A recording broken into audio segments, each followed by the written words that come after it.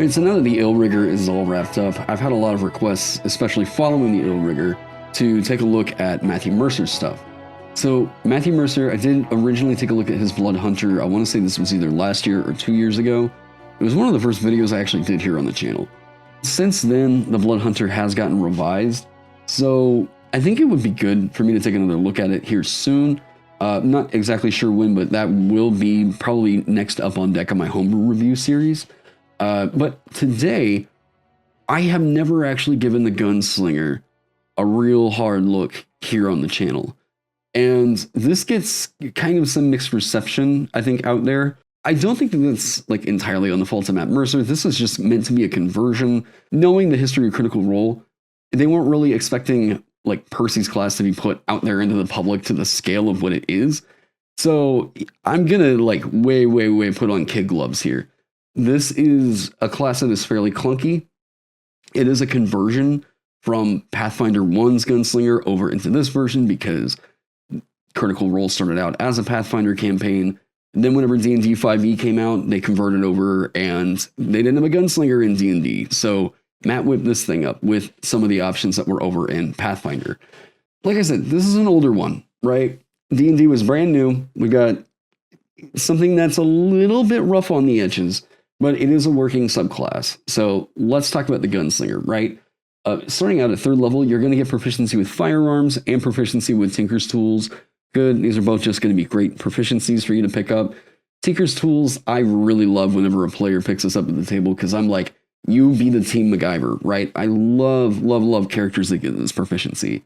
And this one is going to have a little bit more mechanical weight to it because this is going to be how you repair your firearms and craft ammunition like outside of combat.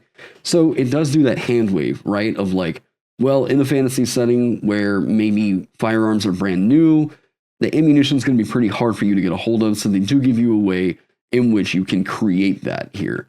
So it is nice to have that. I think that, you know, most DMs, if you're willing to accept a player that's going to be a gunslinger, and like you're saying, yeah, but it's just going to be really hard for you to fight because like ammunition is rare, and that's just going to be way frustrating. You know, you could say that it might be a pretty interesting character concept. It usually always sounds to me like a reason for a DM to be kind of an asshole for no reason, but this is kind of one of those things, right? Where like, if we look at a naval option, it's like, are you going to be out on the sea a whole lot? Are you going to be out sailing or doing whatever? Then like, yeah, these features are going to be great. If it's going to be pretty scarce, then you might not have a whole lot of features, right? So ordinarily, I would say if this is played as is in a D&D campaign, these are both going to be purple. Most of the firearms that are on here are going to be at least like hand crossbow to heavy, if not a little bit bigger than heavy damage dice. We'll talk about that here in a second. They do have these mechanics that are meant to kind of reel in the power of what some of these can do. The most notable being misfire. But let's talk about reload. These are all as if we're learning new equipment here, right? Starting out, all of these are going to have a reload score. The reload score, a weapon can be fired a number of times equal to its reload score. Before you must spend one attack or one action to reload. You must have one free hand to reload a firearm. So what I'll say is the only time that you're ever going to use an action to reload this is going to be from like 3rd and 4th levels. Like as soon as you get extra attack, there is no reason for you to ever blow your entire action to reload a weapon. Just reload with one of your attacks. And you must have one hand free to reload a firearm. So if you're going to dual wield, keep that in mind. It's going to be a little bit clunky if you try to do that, right? You can use like, there is a feature in here that you can use a free object interaction in order to stash one of your firearms, maybe reload one with an attack and then make your attacks with it. And then it feels like a lot of equipment, like bookkeeping, but we'll get into that later. Misfire. This was meant to keep the power of firearms in check. And I just feel like this is going to be, and anytime I've seen this played, most of the discussion I've seen about this whenever it has gotten played is that this is the most frustrating part of the Gunslinger, and that you could completely remove this and the class feels totally fine, right? So what does Misfire do? Whenever you make an attack roll with a firearm and the dice roll is equal to or lower than the weapon's misfire score, the weapon misfires, The attack misses, and the weapon cannot be used again until you spend an action to try to repair it. To repair your firearm, you must make a successful Tinker's Tools check, DC equal to 8 plus the misfire score. If your check fails, the weapon is broken, and it must be mended out of combat at a quarter of the cost of the firearm. Creatures who use a firearm without being proficient increase the weapon's misfire score by 1. This is pretty rough. Like, you're talking about a 5% chance, sometimes a 2% or 10% chance, sometimes a 15% chance that your main bread and butter, your main weapon that you take in order to make this whole character option work, could just break on you, and then you're going to lose your turn to try and repair it. Sure, you can use action surge to try and repair it. Like, this is a real rough ability, or real rough balancing mechanic, I guess we'll say in here, as to why some of these weapons have higher damage dice than some of the, like, crossbows, right? So, I'm not a huge fan of this. I think you could clip misfire. Firearms are already going to be super loud, right? If the equipment itself is going to be expensive, if the ammunition itself is going to be expensive, I generally just don't really have a big problem with firearms, right? Like, looking at this damage table of some of these weapons here, I just think that you could completely remove misfire, and this would be mostly fine. The last one on here is explosive. This is just, upon a hit, everything within 5 foot of the target must make a dexterity saving throw, DC equal to 8 plus your proficiency bonus, plus your dexterity modifier, or suffer 1d8 fire damage. This is like you're basically shooting a grenade launcher. If the weapon misses, the ammunition fails to detonate or bounces harmlessly away before doing so. So it's just like you miss. It's just, for the story, it has this narrative, right, of like, oh, you fired a dud. So it's cool to have something like this. I think that it could have been like a special tag or what. Anyways, moving on to some of these firearms with their properties, quite honestly, looking at these, like the pistol, I think the pistol and the pepper box are going to be the two that you're going to take and think like, all right, these are the only two that feel like I'm not really fighting with my reload score the entire time I'm playing this class, right? Your reload score, or the reload mechanic, won't really get an easy alleviation for you until 15th level in this subclass, which is way rough. Way rough. Quick Draw's a little... I don't know how much I really like Quick Draw as a mechanic. All in all, I'll get to that later, but like Lightning Reload is something that I think you could have given to this class at 3rd level, and it may have made this feel significantly better. Being able to reload as a bonus action on your turn. Bonus action for fighter is either going to be, if I'm dual wielding, I'm making another attack, or I'm going to be using my second wind, or like what? You know, like I'm going to be using my second wind or making another attack with it, right? Your bonus action is pretty freed up. So I would say it would be pretty okay for you to have gotten that reload as a bonus action all the way down here at 3rd level, and it would have been pretty all right. So for that reason, I think that most of these firearms are actually relatively weak, if not actually detrimental for you to use, because I just don't know that 2d12 piercing is worth dealing with a reload of 1, right?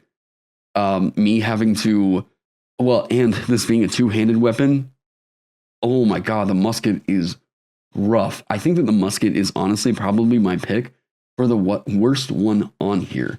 But looking at these overall, right, I think that the pistol is going to be pretty pleasing to actually use because that reload of 4 actually gives you a fair amount of wiggle room in your action economy. The pepper box having the most generous one of a reload of 6 is going to be pretty nice, but that misfire score at 2, a 10% chance that this weapon just breaks because you use it, oh, that's going to be so frustrating to play out. Some of the other ones on here, right? Bad news. This is supposed to be a big, badass sniper rifle, right? Actually, let me find some of the fan art of it. Yeah, so bad news is supposed to be a pretty nasty bolt-action sniper. This does 2d12 piercing damage. Holy hell.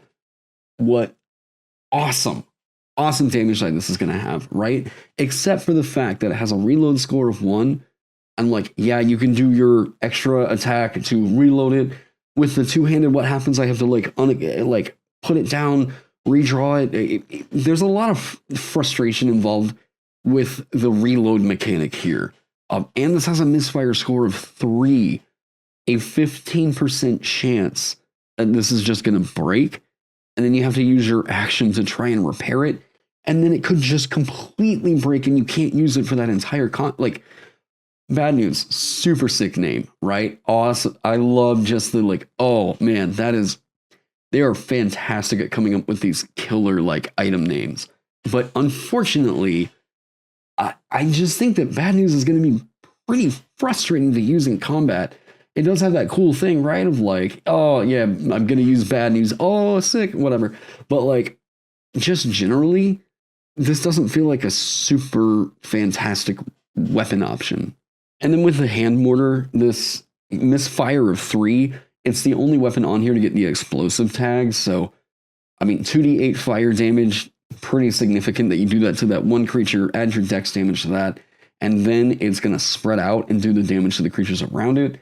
It is pretty situational, but it will come into play. I do like the explosive tag quite a bit. Just, again, low reload on a class that's going to really specialize in being the extra attack class. So it's just kind of generally clunky there. Adept Marksman. So when you choose this archetype at 3rd level, you learn to perform powerful trick shots to disable or damage your opponents using your firearms. These are going to be a lot like the Battlemaster maneuvers, except these are going to apply in certain trick shots. This is, I'm starting to think that maybe, and this is me making some assumptions here, maybe Matt was a little bit worried about the general power of this, right? Early on into the game, totally understand that. But you could have just merged gunsmith and firearm proficiency into one feature, and it would have just felt like you were getting a basic kind of a loadout feature, right? Your firearms, this is not a feature, right? This is all just rules for what firearms mean for the game. So really, at 3rd level, you're getting your trick shots, and then you're getting your proficiency. You're getting your weapons, is what you're getting. Let's compare that actually to Battlemaster. Yeah, so Battlemaster's going to get 3 maneuvers of their choice. And I mean, the other basic rules kind of apply there, right? They're going to learn 2 additional maneuvers, your choice at 7th, 10th, and 15th. And the Gunslinger is going to get an additional trick shot at 7th, 10th, 15th, and 18th. So some of these trick shots, right, there are some that are just way, way better than other options. Especially if we're just talking about for the ranged weapon specialist kind of a play style. With these trick shots, I think you probably could have upped this to, be on par with the Battlemaster, right? You learn 3 trick shots of your choice. You learn an additional trick shot at, these levels. You can only use 1 per attack, so if you know how to play Battlemaster, it's going to function a lot like that, except for the fact that you get these grit points. So grit, and this is a total copy-paste over from Pathfinder 1st Edition, you gain a number of grit points equal to your wisdom modifier, minimum of 1. You regain 1 expended grit point each time you roll a 20 on the d20 for an attack with a firearm. I love that mechanic right there. Or dealing a killing blow with a firearm to a creature of significant threat, DM's discretion. And if this is, again, that bag of rats kind of thing that they're worried about, over in the Pathfinder 1st E book, it goes into a pretty lengthy diatribe about what qualifies as a significant threat for regenerating that. That's a pretty easy way to hand wave that, right? You regain all expended grit points after a short or long rest. Cool. So with these grit points, you can do some of these trick shots. We'll get into near the end of this subclass. The rest of this is going to be pretty quick, right? It uses your dex mod for the saving throws. There we go. Quick draw. When you reach 7th level, you add your proficiency bonus to your initiative. You can also stow a firearm, then draw another firearm as a single object interaction on your turn. I think the best use for that part of this is, you already know proficiency bonus to your initiative. That's a great bonus. You being able to stow a firearm, then draw another as a single object interaction on your turn. I think the best use of this is going to be you fire every round that you can out of one of your pistols or the pepper box. and then just don't even bother with reloading, draw another one. And, again, it's just kind of overcoming this issue with that reload mechanic. So, yeah, you being able to just pull out another one as a free object interaction on your turn, not bad. I think that this is supposed to be with that free interact with an object kind of a thing. So that's how I'm assuming this and how I'm rating this, is that you're doing this as a free object interaction during your turn. So generally, though, the benefits of quick draw are going to be good, so I have given that one purple. Rapid repair, I feel like this is actually very, very weak. Upon reaching 10th level, you learn how to quickly attempt to fix a jammed gun. You can spend a grit point to attempt to repair a misfired but not broken firearm as a bonus action. It's like, this is like the class is kind of apologizing for itself. And I tend to think that, like, if I'm writing a feature that feels like I'm just trying to overcome a hurdle that I introduced earlier, but that hurdle is like kind of harming the general play of the class, then I start to reconsider the mechanic, right? This is a feature that, yes, this is a benefit, right? And you are getting an additional trick shot here at 10th level. This is, I just kind of feel like it's a pretty weak thing to be doing as your bonus action. I guess it's helping you to get a weapon back into good shape. Again, this is just going back to that. I think that misfire is a pretty poor mechanic, really, just to start out with. I think that it's going to be more frustrating in play, and to try to give them a feature like this to help compensate for that, yeah, I'm not a fan. Lightning reload. Starting at 15th level, you can reload any firearm as a bonus action. This is great. This is fantastic. I would have much rather have seen this probably given out at either 3rd or 7th level. Yeah, I think that there was a lot of power budget up here at like 3rd level. Did I say 1st or 7th? I meant 3rd or 7th. 3rd or 7th level. I think it's very easy for you to have done that, especially after Tasha's Cauldron of Everything, right? Where we've seen the general power budget of a lot of subclass options get greatly increased. This would absolutely make sense as a 3rd level feature. Vicious Intent. So they're going to get 2 18th level features here. At 18th level, your firearm attacks score a critical hit on a roll of 19 or 20, and you regain a grit point on a roll of 19 or 20 on a d20 attack roll. Cool. More class resource generation. Fantastic. Your crit range is reduced by 1. Also fantastic. Hemorrhaging critical is going to synergize with that. And again, I think these could have been combined into one. Upon reaching 18th level, whenever you score a critical hit on an attack with a firearm, the target additionally suffers half of the damage from the attack at the end of its next turn. So, this is a good feature, but it's also introducing this idea of like bookkeeping on a feature that, like, I don't know that this totally made a lot of sense on a Gunslinger. I don't know what narrative other than like you shot it and now it's bleeding out, right? Well, like other weapons are going to bleed, So I don't know. I think hemorrhaging critical would have made, maybe, I don't want to say like on a feat. Maybe it could have been on a feat, right?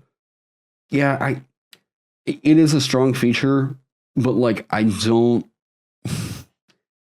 know. It just doesn't feel like this is really adding a whole lot to the narrative of what a Gunslinger is. All right, so moving on to their trick shots. With Bullying Shot, I think that this one's actually pretty weak, especially considering that you have to make an attack roll as this is currently written in order for this to work. So you can use a powerful blast and thundering sound of your firearm to shake the resolve of the creature. You can expend 1 grit point while making a charisma intimidation check to gain advantage on the roll. So if you're trying to parlay to end combat real quick, I guess this is here to help you with that. Other than that, like, maybe if this just straight up allowed you, it wasn't so intrinsically tied into attack rolls, right? You can expend this while outside of combat. You don't have to make an attack roll, but it's going to give you advantage on a charisma intimidation check. I think would have been significantly better than this. So I'm going to be giving this one an orange. I'm just not a huge fan of Bullying Shot. Dazing Shot, When you make a firearm attack against a creature, you can expend 1 grit point to attempt to dizzy your opponent. On a hit, the creature suffers normal damage and must make a Constitution saving throw or suffer disadvantage on attacks until the end of their next turn. I really do like this effect. If you know that something's running up on some of your squishies, you can possibly wing them like this. Really fantastic whenever enemies have like multi-attack, right? Which covers a lot of territory in D&D. So I like this idea of the Gunslinger being somewhat of a debuffer and that you kind of get these called shots in a way. And the mechanical weight of these is a little bit better because it's actually tied into a resource. Whereas I think with a lot of the called shot mechanics that we usually see, like people try to homebrew, it's just like, cool, well, this increased armor class, and then bam, you get an additional effect as a part of it. I've never run called shots in a way that ever really felt like they were in any way meaningful towards like, I don't know. Called shots just always feel kind of frustrating, but this is tied into a resource, so I generally feel that these are kind of okay. Deadeye shot, given this one purple, leaning towards this one maybe being blue. It could possibly replenish itself. Whenever you make a firearm attack against a creature, you can expend 1 grit point to gain advantage on the attack roll. So it is a crit fish, and since grit is going to regenerate on crits, this is a grit fish, I guess.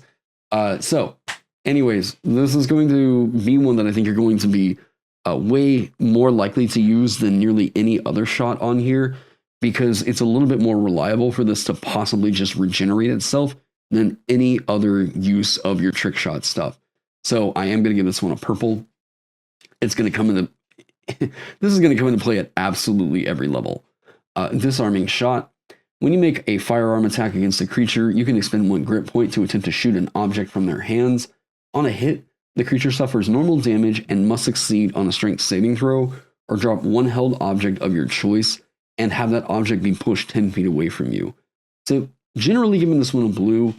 What does this do? Me personally, I'm thinking if something's running at me, like big melee user, then like, yeah, I'm going to try to hit their weapon and get it out of their hands. But like, natural weapons are a thing. You know, beasts aren't usually carrying a sword. I mean, it is D&D, so I guess like anything's possible. But like, against spellcasters, I guess it's possible that you could shoot their like arcane focus out of their hands. That's pretty cool. Hopefully they don't have any just like innate spellcasting feature. But like, this is here. It is an option.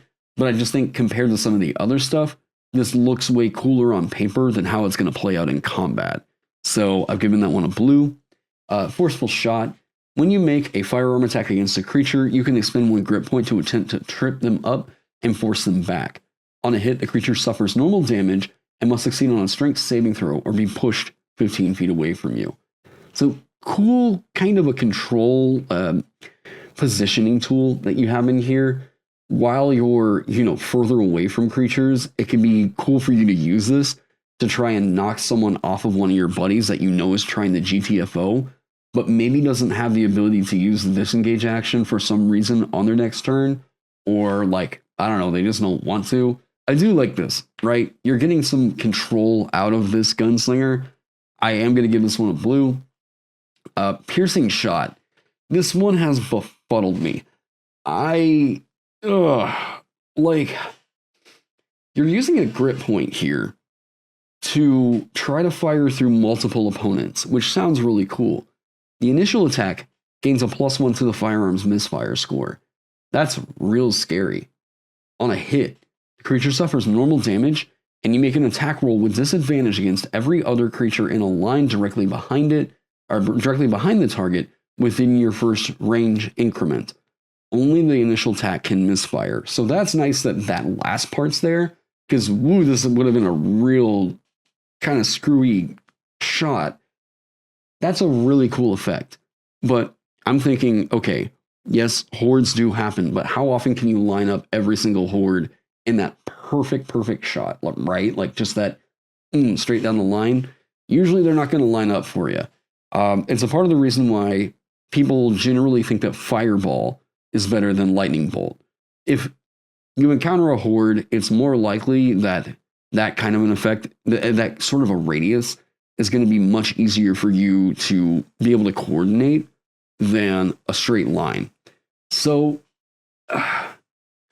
I think that you could, again, if we just got rid of misfire on a lot of this, I still feel like this would just be a purple. I mean, it's cool in that situation that this does occur.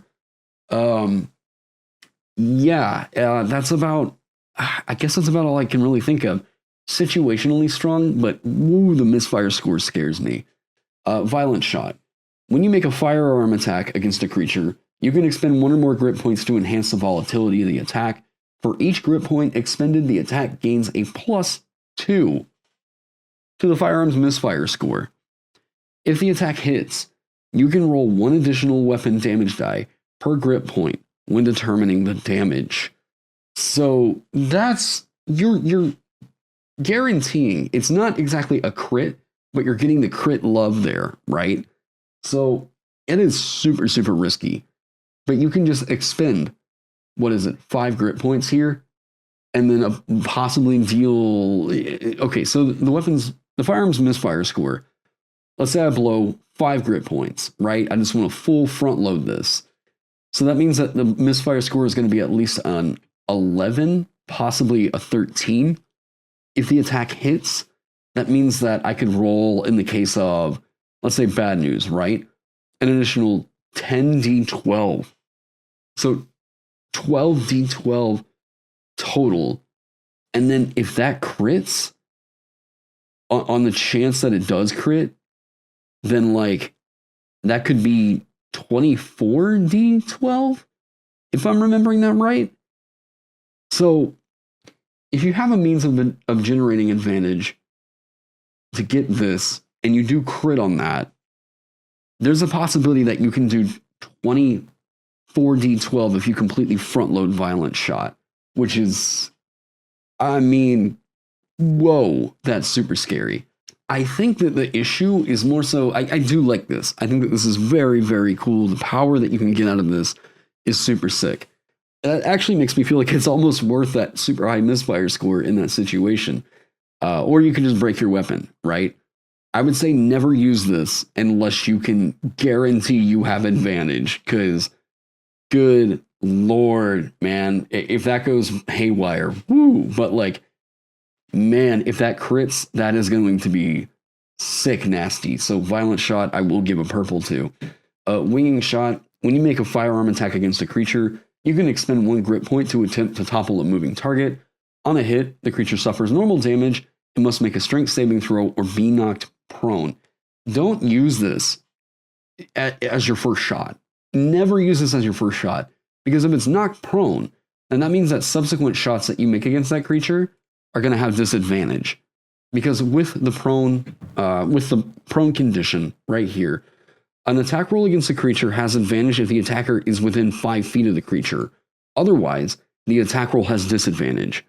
So never, never, never, never use this as your first shot, but maybe as your last one. Set somebody else up, right? You know, the barbarian's going up next?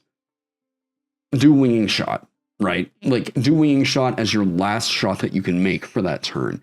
And that's going to feel sick, because your barbarian is going to just see this bullet come from out of nowhere and knock this guy out. Just, oh, I love the setup that's in there. But I will give that one a blue.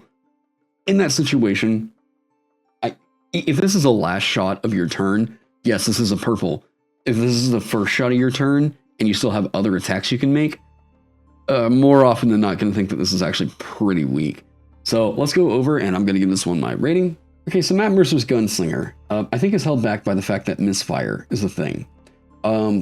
Misfire is, oh, man. I'm going to put it in B. Misfire is going to be an extremely frustrating mechanic to play around. And I just don't think that players are going to have a whole lot of fun whenever part of their action economy could involve that they have to quickly repair their firearm, right? That's going to feel like playing D&D on hard mode. If you got other weapons that you can just equip in a flash, you know, whatever, deal with a misfired weapon later on, that's going to feel frustrating, right? And I do look at these and I think I'm a little bit worried about the bigger damage dice, but there's other ways in which you could probably reel this in. Maybe just with different weapons to expand this on. I think that misfire needs to get completely scrapped as a mechanic. I might say that, like, if some of these reload scores were even just adjusted to like 2 or 3, I understand in the case of the musket, right? I don't know. It could be cool to, like, and I know there's all kinds of like weapon supplements out there that have tried to model what Matt Mercer did here with this one. I think that the way that you could actually put the Gunslinger up a little bit higher would be to get rid of misfire as a mechanic. I don't know that misfire is really necessary to keep this class in check. Number one, guns are going to be loud already, right? If you fire a gun in the campaign, you're not getting stealth checks, and like, you're going to be making them with disadvantage for a hard second or something, right? You're alerting everything in the dungeon whenever that goes on. Rapid repair is compensating for misfire, and I think if we get rid of misfire as a mechanic, then this is just going to be a nothing kind of a thing, right?